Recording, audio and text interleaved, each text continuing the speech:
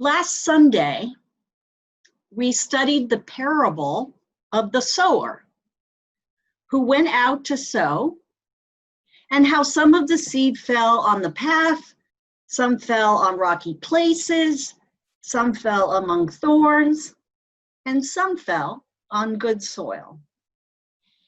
And I wondered with you how we all felt, how we felt the makeup of our soil was that morning. Because the truth is, we can manifest any of those qualities when it comes to ourselves.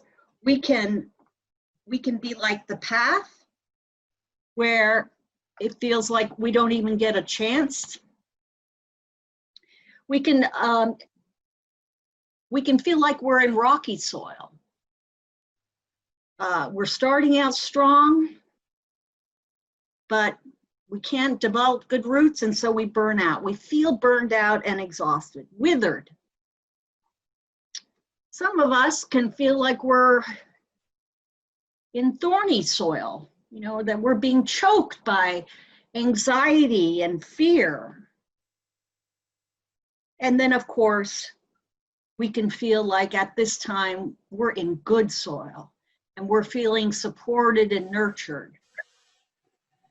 I also invited us to place ourselves in the position of the sower and how we have the opportunity in our lives, and I invited us to consider over this past week, we have the capacity and ability to sow seeds. And so what kind of seeds are we going to sow?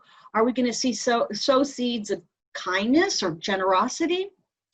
So of course, I'm kind of curious to see how your week went and what kind of seeds you may have sowed.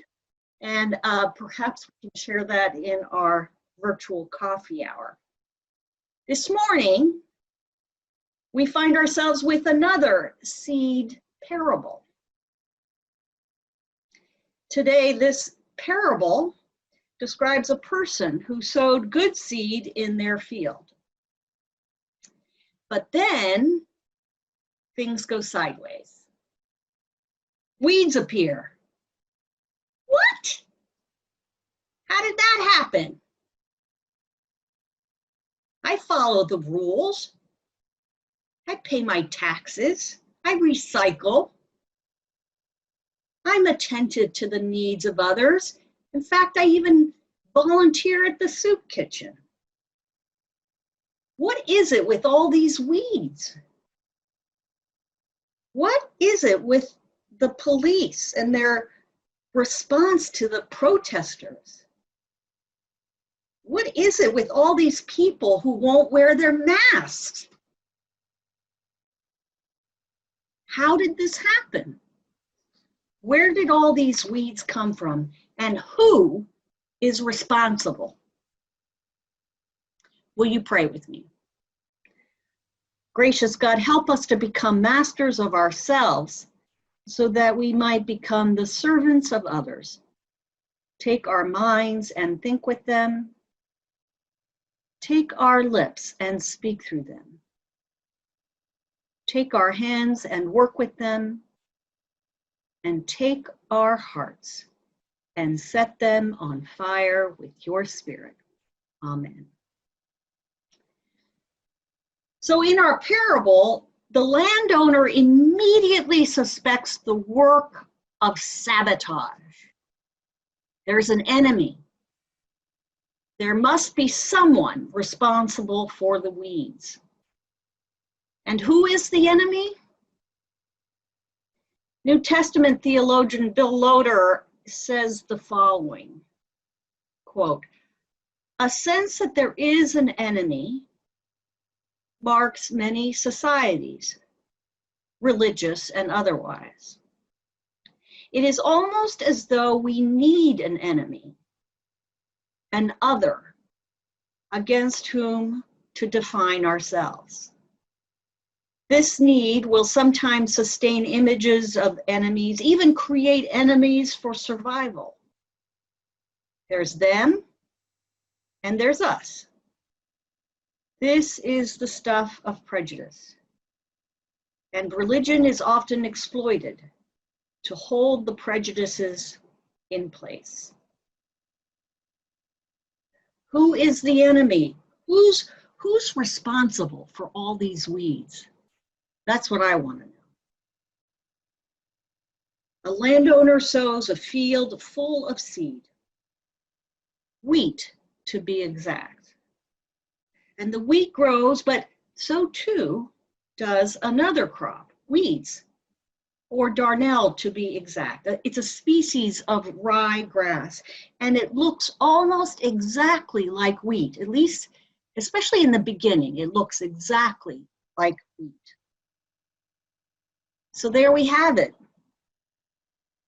Good and evil, side by side, coexisting without set checks and balances, and without a way, it seems, for easily determining which is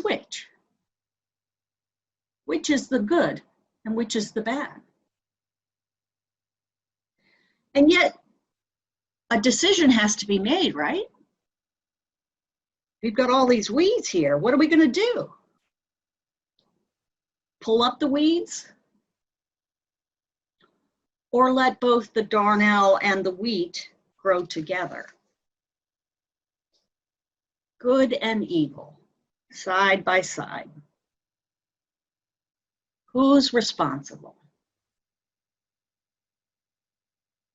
Where does evil come from anyway?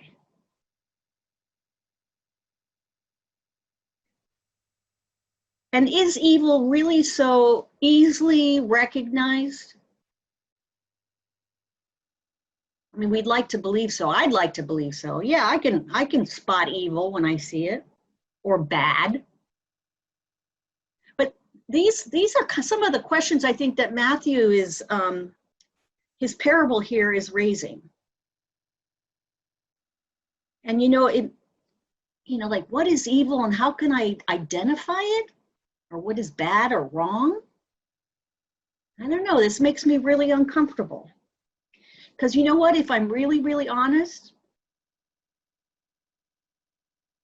the problem with evil, with sin, and I'm trying to find,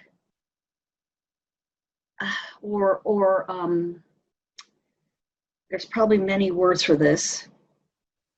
The problem with sin or pride or disconnect or ego is that it can look pretty good. If I'm really honest with myself, evil and bad, sin, whatever, it can look pretty good sometimes. And it can look really close to what's good and right. So close to my vision of what I think and what I imagine good to be, or what I think good should be. So I wonder if maybe Matthew's parable this week is, in one sense, a warning. It's a cautionary parable. Just in case we think we figured it all out and we know how to judge what is good and what is bad, what is moral and what is immoral, what is right and what is wrong. I had a really hard time with this parable this week. That probably says something about me. I mean, think about it. I know what's right and wrong. Well, according to whom? Excuse me. When? When is it right or wrong? You know? Brigitta, you know? And in what context? Are you quite sure? By what standards are you determining what's right and wrong? I mean, we can all point to instances in our history and even unfolding in our present where where people justify things and say they are moral or right, and perhaps not so. And that is our human inclination, isn't it? Our inclination is to judge, to condemn, put people in boxes. I've got you figured out. And perhaps underlying all of that is the assumption, the false belief we make that there is a bad intention on the part of the other. As if our own actions were beyond reproach. I think this parable should make us uncomfortable, and maybe should stop us up short. You know, like, really? Who do you think you are, God? Well, yeah, actually, a lot of us do. We do. A lot of the time. On Facebook a few days ago, I saw the following quote: "When they discover the center of the universe, a lot of people will be disappointed they are not it." Oh, dear. When we start going down the road of making our life's purpose, electing what is good and evil, we may be surprised to find and discover that others are arriving at the same conclusions about us. But you know what? There's good news here.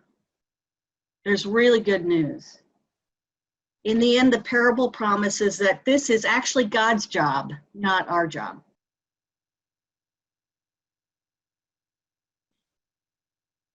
This parable is a description of a reality perhaps we don't like to admit. And maybe even this parable is a description of a God in whom we'd rather not believe. I mean, can't God do something about all this, about this enemy? And do it now, for heaven's sakes? What is God good for anyway? If God can't see to the evil that is happening right now and eliminate it. Thank you very much. I think this parable of the wheat and the weeds is not told for the sake, this parable is not told for the sake of action, but for the sake of honesty. Our presence in the world as Christians is not about a full-blown plan to get rid of evil at every turn. Our calling as disciples is not about seeking and purging sin. And you know what? If I think about it, that's good, because I don't think I'm up for the job. I don't trust myself, but I do trust God. This parable tells us that our presence in the world as Christians is to live the gospel, to be the light, to be the salt. And this is good news.